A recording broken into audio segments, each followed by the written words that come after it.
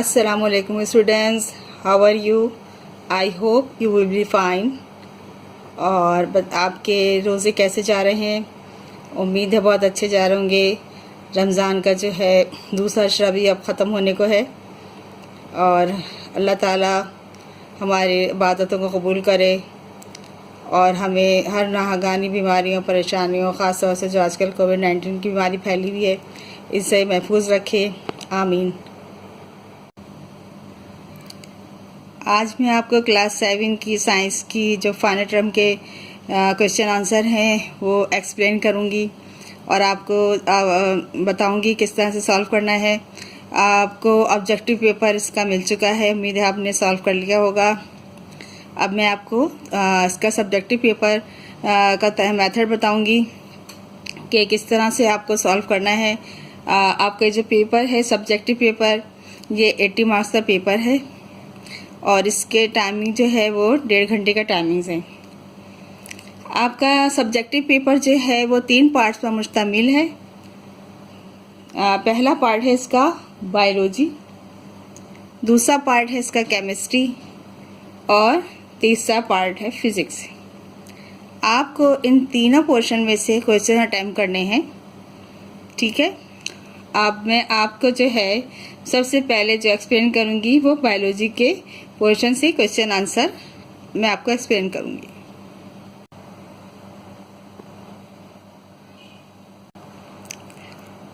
Biology में जो आपके फाइनल टर्म का जो आपका क्वेश्चन आंसर हैं वो जो है यूनिट 3 से क्वेश्चन आंसर भी लिए गए हैं। यूनिट 3 चैप्टर है आपका बायोलॉजी का। इसमें एक सवाल है कि what is the difference between the growth in plants and animal, ठीक है। इसमें आपको बताना है कि प्लांट्स की और एनिमल्स की जो ग्रोथ होती है उसमें क्या फ़र्क होता है, ठीक है। पहला पॉइंट है एनिमल से। एनिमल में फर्स्ट पॉइंट है ग्रोथ अकर्स। अच्छा, पहले आपको ये बता दूं कि इसका जो आंसर है पेज नंबर 36 पे मौजूद है। पहला पॉइंट है growth occurs in all parts of the body. ये एनिमल्स का पहला पॉइंट है। प्लांट्स का पहला पॉइंट है growth occurs mainly at the tip of the roots and stems. Only cambium tissues present here has the ability to divide. ये इसका plant का फर्स्ट पार्ट है। एनिमल्स में सेकंड पॉइंट है growth stop after a certain age. In human beings for example it stops after 80 to 20 years of as. अब जो animals हैं उनमें जो ग्रोथ है वो सारी ज़िंदगी कंटिन्यू नहीं रहती। एक स्टेज पे आकर जो है ये जो ग्रोथ है एनिमल्स की वो रुक जाती है और इंसानों में जो है वो 18 से 20 साल के बाद जो ग्रोथ है वो स्टॉप हो जाती है। प्लांट में सेकंड पॉइंट है growth continues through out the life of plant. Plant में जो है सारी ज़िंदगी जो है ग्रोथ जो है वो जारी रहती है पौधों की। ये दो जो है इम्पॉर्टेंट डिफरेंसेस हैं प्लांट और एनिमल्स की ग्रोथ में। बायोलॉजी में आपका एक क्वेश्चन है what are the function of human skeleton, ठीक है। इसका आंसर है पेज नंबर 35 पर, ठीक है। मूवमेंट इन ह्यूमन बींग्स, ये पैराग्राफ है। इस पैराग्राफ की जो लास्ट लाइन का वर्ड है द स्केलेटन से इसका आंसर शुरू होगा, द स्केलेटन। अब इसका जो रिमेनिंग आंसर है वो है पेज नंबर 36 पर। The skeleton has many functions, some of them are given below, ठीक है। ये 3 पॉइंट्स हैं। It gives the body proper shape and form. and provides a frame from which the internal organs are suspended. Second है, it also protects the soft and delicate parts of the body. You have seen that the skull protects the brain and the vertebral column protect the spinal cord. Third point है इसका, with the help of muscles, the skeleton allows several of the body parts to move at the joints. ये इसका answer है इस question का। Biology के portion में एक क्वेश्चन है आपके पास, what are hormones, name some important plant and human hormones and their function. Page number 32 पे इसके आंसर है मौजूद है हार्मोन्स का। The endocrine system consist of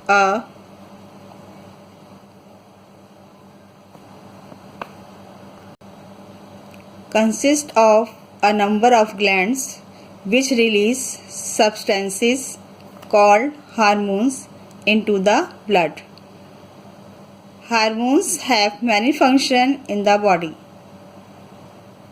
ये है हार्मोन्स की डेफिनेशन। अब हम इसकी जो है जो टाइप्स हैं और जो उनके फंक्शन है हार्मोन्स के, वो हम बताएंगे। पेज नंबर 33 पर यहाँ पे कुछ हार्मोन्स के नाम लिखे हुए हैं और उनके फंक्शन भी साथ ही लिखे हुए हैं। पहला हार्मोन है ऑक्सिन्स, इसका फंक्शन है स्टिमुलेट ग्रोथ। सेकंड हार्मोन्स है साइटोकिनिन्स, ये स्टिमुलेट करता है सेल डिवीजन को।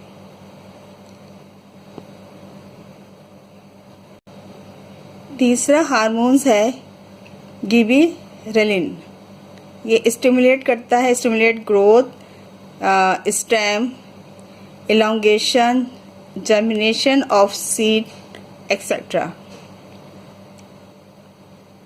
नंबर 4 पे जो हार्मोन्स है वो इथाइलिन है, ये स्टिमुलेट करता है फ्रूट राइपनिंग यानी फ्रूट पकने के अमल को और रूट फॉर्मेशन को।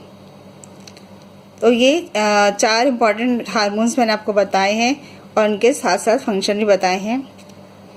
ये सवाल अब कंप्लीट हो गया। बायोलॉजी में आपके पास एक चैप्टर है रिप्रोडक्शन यूनिट नंबर 4, ठीक है। इसमें से एक सवाल है आपके पास कि what is reproduction and why it is important, ठीक है। पेज नंबर 40 पे इसका आंसर है all living things ultimately die, many of them produce young ones of their own kind. This is known as reproduction. It is because, अब मैं आपको जो बता रही हूँ इसकी इम्पोर्टेंस है, it is because of reproduction that life continues from generation to generation, यानी एक नस्ल से दूसरी नस्ल तक इसकी रिप्रोडक्शन जो है वो चलती रहती है। तो इसी तरह से जो हम आजकल जो देख रहे हैं एनिमल्स वगैरह, तो ये इसी रिप्रोडक्शन का नतीजा है। नेक्स्ट क्वेश्चन है आपके पास, what is regeneration, give names of 2 animals in which it occurs. इसका आंसर है पेज नंबर 42 पर। In regeneration an entire new organism can grow from certain pieces और cells of the parent organism. A small tissue from the body of hydra can develop into a new organism. A flatworm can be cut into many pieces and each piece will grow into a complete flat worm, ठीक है। यानी अगर flat worm को कई piece में cut कर दें तो उसका हर पीस से जो है एक नया कंप्लीट प्लेटफॉर्म बन जाएगा। इसे कहते हैं रीजेनरेशन, यानी दोबारा से पैदा होना। अब आपके पास एक क्वेश्चन है, how does hydra reproduce? Hydra किस तरह से रिप्रोड्यूस होता है? इसका आंसर है आपके पास पेज नंबर 41 पे, लास्ट पैराग्राफ है। In hydra a bud appears on the body wall which grows into a full hydra in a day or two and separate from the parent। ये इसका complete answer है। अब आपका biology का जो portion है वो हम कंप्लीट करके अब हम जाएंगे केमिस्ट्री की तरफ।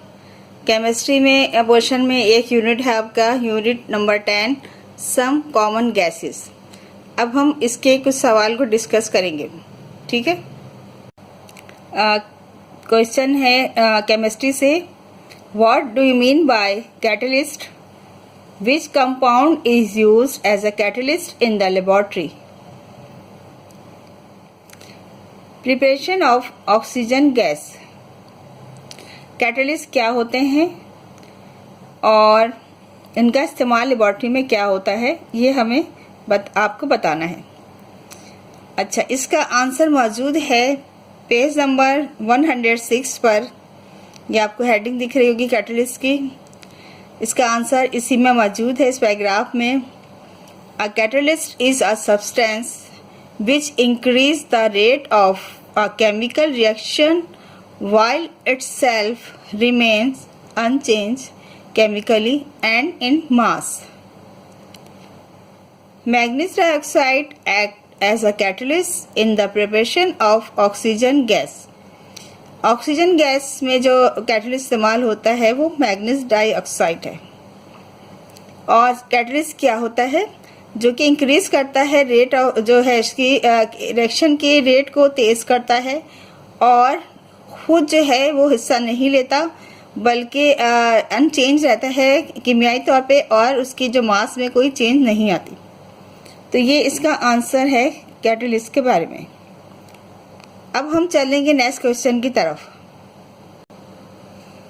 अब एक क्वेश्चन है हमारे पास, how oxygen is prepared in the laboratory? Draw a लेवल diagram of the apparatus used and equation of the formation of oxygen gas। इसका आंसर है पेज नंबर 105 पर, और हमें इसमें जो लेबोरेटरी में तैयार होती है इसकी प्रिपरेशन बतानी है। इसका आंसर है at present oxygen is prepared in the laboratory by heating potassium chloride in a test tube in the presence of manganese dioxide in the form of equation we can write as। यहाँ पे आपके सामने इस ये equation लिखी हुई है, 2KClO3। ये है पोटेशियम क्लोराइड का फार्मूला। इसमें हमने मैग्नीज डाइऑक्साइड इस्तेमाल किया एज ए कैटलिस्ट, और जो इसका जो है प्रोडक्ट बना है वो है पोटेशियम क्लोराइड और ऑक्सीजन, ठीक है। ये लेबोरेटरी में जो हमने ऑक्सीजन गैस तैयार की है, ये इसकी इक्वेशन है जो आपको याद करनी है। ये इस क्वेश्चन की जो है डायग्राम है, इसमें आपको इसमें दिखाया गया है कि किस तरह से ऑक्सीजन की प्रिपरेशन की गई है। ये डायग्राम आपको बनानी है और इसका जो है लेबलिंग भी आपको करनी है। तो इस डायग्राम की आप प्रैक्टिस कीजिएगा ताकि आपको ये डायग्राम ड्रॉ करने आ जाए। ये क्वेश्चन अब कंप्लीट हो चुका है। अब आपके पास नेक्स्ट क्वेश्चन है, right at least 4 uses of oxygen gas. Oxygen gas के कम से कम 4 यूजेस आपको लिखने हैं। जैसा कि आप जानते हैं कि ऑक्सीजन एक बहुत इम्पॉर्टेंट गैस है, तो इसकी हमें मतलब बहुत ज़रूरत होती है। तो मैं ज़रा सा आपको एक इसकी पिक्चर दिखाना चाहती हूँ। देखिए इस डायग्राम में बहुत अच्छी तरीके से बताया गया है कि ऑक्सीजन गैस के यूजेस क्या हैं। एक ड्राइवर को दिखाया गया है कि ऑक्सीजन सिलेंडर पहने हुए है। जब जो समंदर में गोताखोर जाते हैं तो इसका इस्तेमाल करते हैं ऑक्सीजन सिलेंडर का। जेट पायलट जब जेट जो है उड़ाते हैं एरोप्लेन, तो इसमें भी ऑक्सीजन गैस इस्तेमाल होती है। तीसरा है ऑक्सीजन सिलेंडर। ये जो है ऑक्सीजन जो हॉस्पिटल में यूज़ होता है, जो पेशेंट यूज़ करते हैं। और आजकल आपको पता है कि आजकल इसकी बहुत ज़्यादा इम्पोर्टेंस बढ़ गई है, क्योंकि कोरोना की वजह से इसका आजकल बहुत ज़्यादा इस्तेमाल भी बहुत बढ़ गया है। तो ऑक्सीजन सिलेंडर का ठीक है। और जो पहाड़ों पे जो है क्लाइंबर चढ़ते हैं वो भी इसका यूज़ करते हैं। तो ये with the help of diagram I have explain you. Now I will tell you the uses of the oxygen gas. 107 पे इसका आंसर मौजूद है। ऑक्सीजन का uses, there are so many uses of oxygen, some of them are given below. नीचे दिए गए हैं। Oxygen is use in respiration, combustion and decaying process. ठीक है, सांस लेने में, जलने के अमल में और चीज़ें जो सड़ती गलती हैं उसमें ऑक्सीजन यूज होती है। Sea divers, astronaut, mountain climbers and pilots spraying jet at high altitudes use oxygen cylinder for proper respiration। Oxygen ऊपर कम हो जाती है तो उन्हें प्रॉपर ऑक्सीजन की जरूरत होती है, तो वो ऑक्सीजन सिलेंडर यूज़ करते हैं। वेल्डिंग में यूज़ होता है। सल्फ्यूरिक एसिड और नाइट्रिक एसिड के इसमें इस्तेमाल होता है। यहाँ पे यूजेस हैं, इसमें से आप 4 सेलेक्ट करके लिख लीजिएगा। नेक्स्ट क्वेश्चन है how carbon dioxide gas is prepared in the laboratory. Draw label diagram of apparatus used and equation of the formation of carbon dioxide gas. इसका आंसर मौजूद है आपके पास पेज नंबर 108 पे। लास्ट में इसकी प्रिपरेशन ऑफ कार्बन डाइऑक्साइड की heading मौजूद है इन द लेबॉर्ट्री, और इसके नीचे इसकी इक्वेशन मौजूद है। HCl और कैल्शियम कार्बोनेट की हेल्प से जो है कैल्शियम क्लोराइड, कार्बन डाइऑक्साइड और वाटर हासिल होता है। ये इक्वेशन है, इसका आंसर मौजूद है। पेज नंबर 109 पे इसकी डायग्राम मौजूद है। बहुत इजी डायग्राम है इसकी, और आप लोगों ने प्रैक्टिस भी की हुई है इसकी। वैसे तो एक बहुत अच्छी प्रैक्टिस करें डायग्राम बनाने की, बहुत neat and clean diagram with the labelling. ठीक है, इसकी आपको प्रैक्टिस करनी है। नेक्स्ट क्वेश्चन है, इसमें आपको जिस तरह से प्रिपरेशन की इसी तरह इसकी प्रॉपर्टीज़ जो है आपको कार्बन डाइऑक्साइड की बतानी है कि ये कलरलेस, ऑर्डरलेस गैस है और इसका जो टेस्ट है वो तुर्श होता है।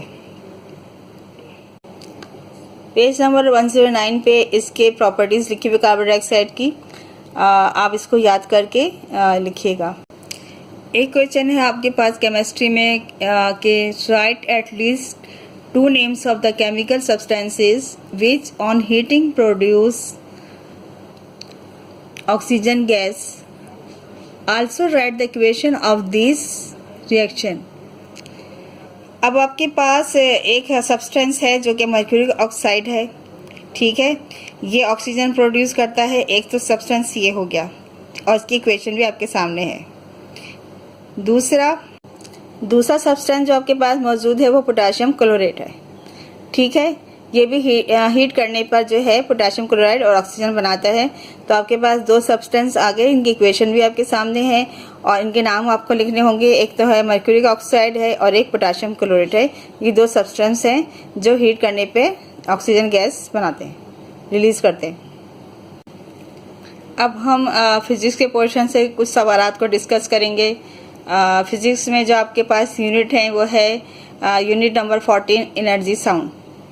ठीक है, इसके कुछ सवाल को हम डिस्कस करेंगे। इसमें एक सवाल है आपके पास what is sound, how it is produce. Page number 157 पे इसका आंसर है sound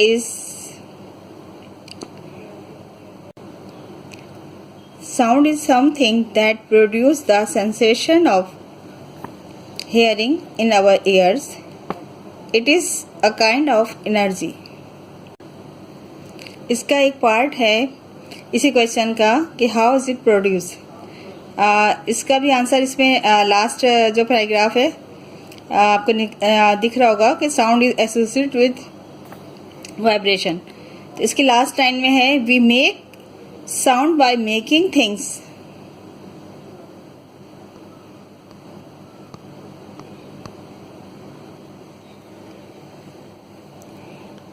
move to and fro by making them vibrate. ये इसका आंसर है इस क्वेश्चन का। एक क्वेश्चन है आपके पास, इसमें what is noise, state the harmful effect of noise on human health. हम पहले बताएंगे कि नॉइज क्या होती है। Noise is a sound that basically unpleasant to our ears and cause irritation. ये तो होगी इसकी डेफिनेशन। अब हमें इसके बताने हार्मफुल इफेक्ट। पेज नंबर 161 का जो लास्ट पैराग्राफ है, हेडिंग है noise pollution and health hazard. इसमें जो लास्ट पैराग्राफ है, इन द लॉन्ग टर्म्स, यहाँ से लेकर अनोइंग द पीपल, यहाँ तक जो है इसका आंसर है effect of the noise on human health. ये इसका आंसर हो गया। अब हम नेक्स्ट क्वेश्चन पे चलते हैं। आपके पास एक क्वेश्चन है, can sound travel through vacuum, explain by an experiment. आपको इसको एक्सपेरिमेंट के थ्रू उसको एक्सप्लेन करना है।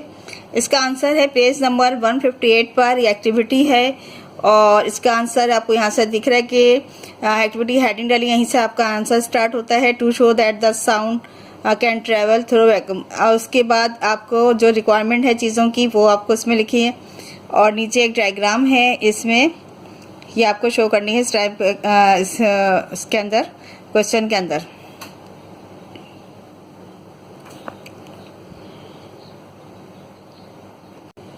एक क्वेश्चन है आपके पास कि you have to show through the experiment that sound can travel through solids. इसका आंसर मौजूद है पेज नंबर 159 पर। इसमें आपको एक्सपेरिमेंट करना है। ये इसकी डायग्राम है।